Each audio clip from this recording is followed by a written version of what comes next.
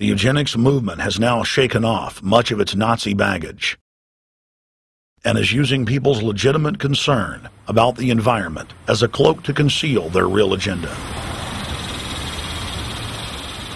Everyone wants to breathe clean air and have good water, but the controllers of the environmental movement have done nothing but co-opt people's concerns and parlay it into support for global policies that further destabilize the third world and create untold misery. Phony environmental and conservation groups are now the biggest private landowners in the world. They lobby government to take property away from local populations, only to develop it themselves later. When the U.S. military dumps millions of gallons of nerve gas on the east coast of the U.S., they don't say a word. Thousands of companies are creating transgenetic cross-species hybrids, splicing plants, animals, and insects, and releasing the new organisms into the global biosphere, vandalizing the very genetic code of the planet. And large environmental organizations do nothing. The corporate elite of the planet intensified their push for a global taxation system with a year-long build-up to the Live Earth hysteria held on July 7th, 2007 on 7 continents. World leaders announced that saving the Earth was the new organizing principle for humanity and hailed it as the planet's new religion. They claimed that CO2, which plants breathe, was killing the Earth, and that we must reduce the number of children we have to curtail our carbon footprint. Countries across the world marked the day by passing new carbon tax schemes and raising taxes on gasoline, natural gas, and electricity. It is a scientific fact that the sun is the main driver of planetary climate, and the measurements are clear. The sun is becoming hotter, brighter. It has been slowly increasing thermal output in the last 100 years, causing warming not just on Earth, but throughout the solar system. But the scientific facts and even the order of the planets didn't matter to one of the chief organizers of Live Earth, David Mayer de Rothschild, heir to the British arm of the Rothschild fortune, when we spoke to him. When I called Rothschild on the order of the planets, he just laughed, thinking the audience wouldn't get it. He continued to count on the population's ignorance and claimed that the global warming lobby has nothing to do with carbon taxes. I guess he hadn't spoken with his good personal friend, Al Gore. Global warming, the time for debate is over. I think what you have to realize is that being environmentally sensitive and making money aren't mutually exclusive. There's a lot of money to be made in addressing this issue. But you guys are gobbling up all the world's concern to just simply line your pockets and make kids read your book in schools and do all this. It's a business, just like you said, Rothschild. It's not. Do you think I make any money out of this?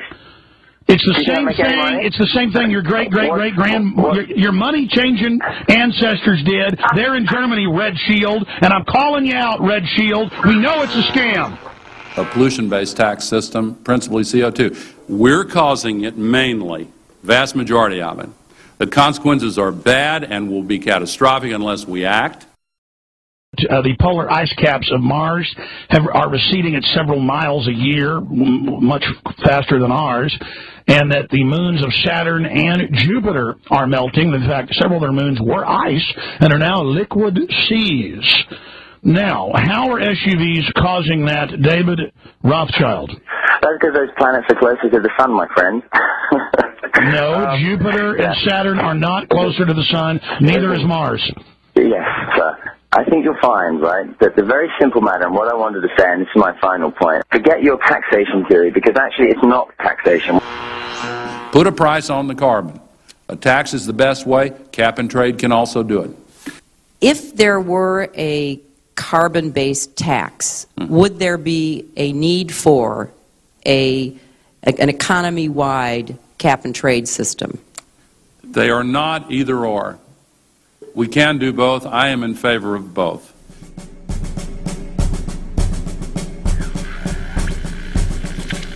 The architects of the New World Order are in a race to complete the structure of world government so they can suppress the independent development of technologies that threaten their monopoly of power, while at the same time steering new developments in the direction the architects chart for humanity. The technocrats call their governing system the final revolution because in the past, empires were enforced militarily.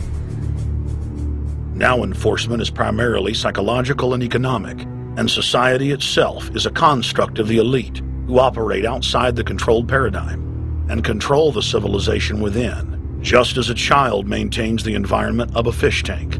We are like lab rats, living out our entire existence, never questioning the confines of the cage or the scientists who experiment on us. New World Order engineers have hijacked human destiny. Its controllers have closely studied human behavior for more than 100 years and are now steering us with expert control, using our primitive drives and desires as levers. They have developed their mind control systems to the point of being able to control the average unconscious person like a car.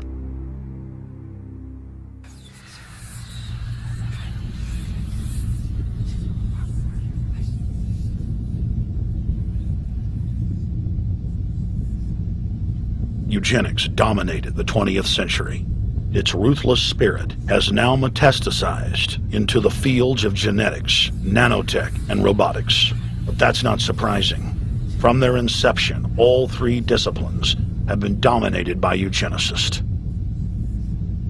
The billionaire founder of Sun Microsystems, Bill Joy, courageously went public in 2000 to warn of a cancerous consensus among the technocratic elite that at best humanity would be completely enslaved by the year 2030, and at worst, mass extermination of everyone but the elite would take place. A who's who of the techno-elite are members of what is known as the transhumanist or post-humanist movement. Many of its adherents see only the beneficial aspects of technology's exponential rise, like bringing sight to the blind, sound to the deaf, and longer life for all. But what many of them don't know is that master eugenicist Julian Huxley founded transhumanism, and that society's controllers openly admit that the new system is designed to progress into absolute tyranny. Leading transhumanist Ray Kurzweil boasts that technological advancements will allow those that can afford it to live forever, but admits that most won't be able to keep up with the new master race. The drive for world government is now all about who will control and have access to radical life extension systems.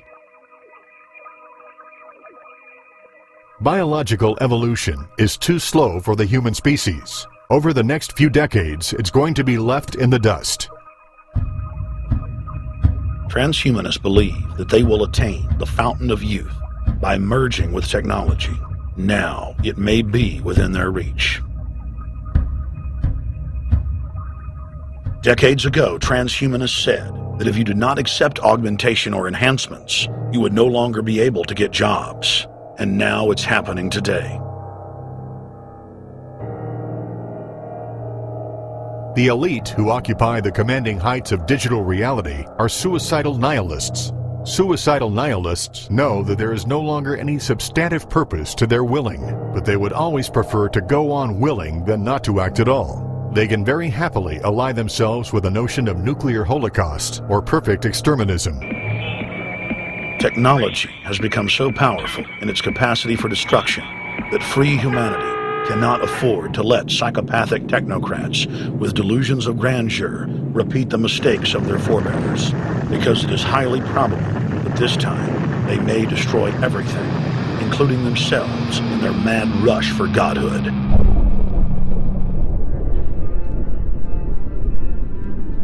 In this film, we have chronicled the Overlord's bloody orgy of experimentation, which already claimed the lives of more than 150 million people in the 20th century. And now, they are promising to deliver an invincible tyranny that will dwarf their past exploits.